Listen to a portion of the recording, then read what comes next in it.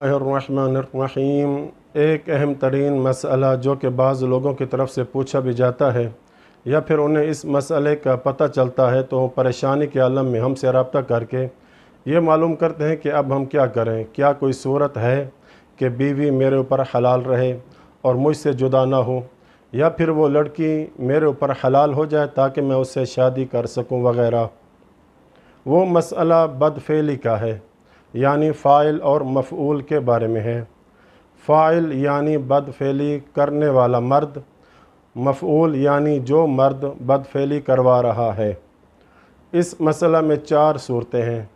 آیت اللہ سیستانی اپنی کتاب منہاج الصالحین کی 3 جلد صفحہ نمبر 67 اور مسئلہ نمبر 185 سے لے کر 188 تک میں تفصیلی طور پر لکھتے ہیں کہ پہلی صورت یہ ہے کہ ایک بالغ مرد نے ایک ایسے لڑکے سے بدفعلی کی کہ جو لڑکا نابالغ تھا، اور بدفعلی کا مطلب یہ کہ بالغ مرد کی شرمگاہ اس نابالغ لڑکے کے پیچھے داخل ہو جائے، اگرچہ شرمگاہ یعنی اعلیٰ تناسل کا بعض حصہ ہی داخل ہوا ہو، یعنی اعلیٰ تناسل کی اگلی مقدار جسے حشفہ اور سپاری بولتے ہیں، فقط اتنی مقدار یا اس حشفہ اور سپاری کا بھی بعض حصہ داخل ہو جائے تو آیت اللہ سیستانی فرماتے ہیں کہ فاعل پر یعنی بدفعلی کرنے والے مرد پر، مفعول کی یعنی وہ نابالغ لڑکا جس نے بدفعلی کروائی ہے، اس مفعول کی ماں،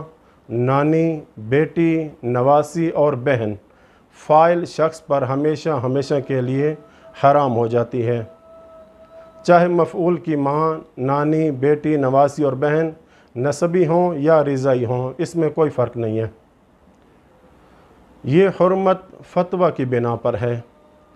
اس مسئلے میں دوسرے مجتہد کی طرف رجوع کرنے کا کوئی آپشن نہیں ہے، لہٰذا فاعل شخص پر یہ عورتیں ہمیشہ کے لیے حرام ہو جائیں گی۔ یہ تھی پہلی صورت کہ جس میں لواط کرنے والا بالغ ہے اور جو لواط کروا رہا ہے وہ نابالغ ہے۔ اب دوسری صورت کہ جس میں فاعل نابالغ اور مفعول بالغ ہے۔ تیسری صورت کہ جس میں فاعل اور مفعول دونوں بالغ ہیں۔ چوتھی صورت کہ جس میں فاعل اور مفعول دونوں نابالغ ہیں۔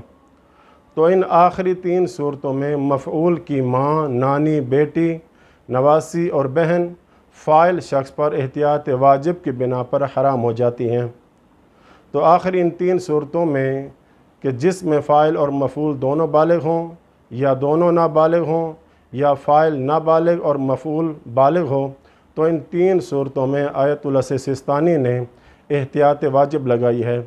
تو اس احتیاط واجب کے موارد میں مقلد کسی دوسرے مجتہد یعنی اعلم فالاعلم کہ جو آیت اللہ سیستانی کے بعد علم و فقاہت میں سب سے بڑھ کر ہو کی طرف رجوع کر سکتے ہیں، اور اگر وہ جائز کہے تو ان عورتوں سے نکاح کرنا درست اور جائز ہو جائے گا، چاہے شادی کرنا چاہتے ہوں یا ہو چکی ہو، عورت اس کے لیے حلال رہے گی۔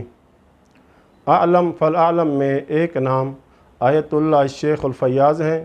وہ فرماتے کہ اگر پہلے نکاح ہو جائے، بعد میں لواط اور بدفعلی ہو جائے تو حرام نہیں ہوگی۔ اسی طرح اگر لواط کرنے والا نابالغ ہو یا جس کے ساتھ لواط ہوا ہو وہ بالغ ہو تب بھی حرام نہیں ہوگی، چاہے لواط کرنے والا بالغ ہو یا نہ ہو۔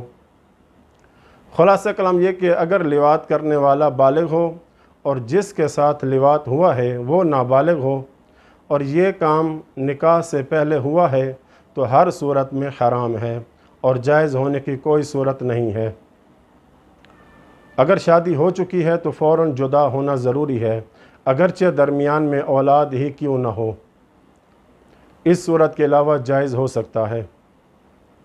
ایک دوسرا مسئلہ یہ کہ آیت اللہ سیستانی فرماتے ہیں کہ ایک شخص نے ایک عورت سے شادی کی، شادی کے بعد اس کے شوہر نے اپنی بیوی کے بھائی، بیٹا یا باپ سے بدفعلی کی تو اس پر اس کی بیوی احتیاط لازم کی بنا پر حرام ہو جائے گی۔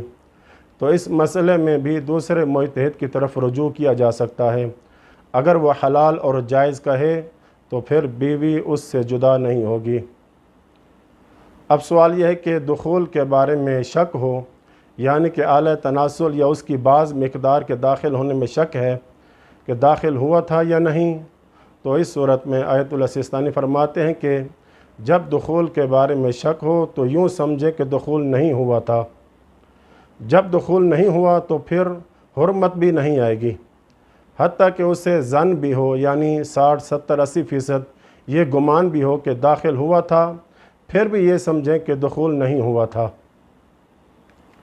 تو خلاصہ یہ کہ دخول کا یقین ہونا چاہیے، تب حرمت آئے گی، وگرنہ نہیں آئے گی۔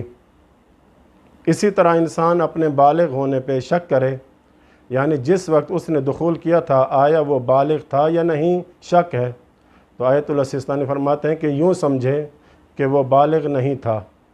تو پھر اس کا نتیجہ یہ نکلے گا کہ اگر فاعل نابالغ ہے تو احتیاط واجب کی بنا پر فاعل پر مفعول کی بہن، بیٹی وغیرہ حرام ہوگی، تو دوسرے مجتہد کی طرف رجوع کر سکتے ہیں۔ اور مفعول کے بارے میں شک ہے، پتہ نہیں ہے کہ دخول کے وقت مفعول بالغ تھا یا نہیں، تو بنا اس بات پہ رکھیں گے کہ وہ بالغ نہیں تھا۔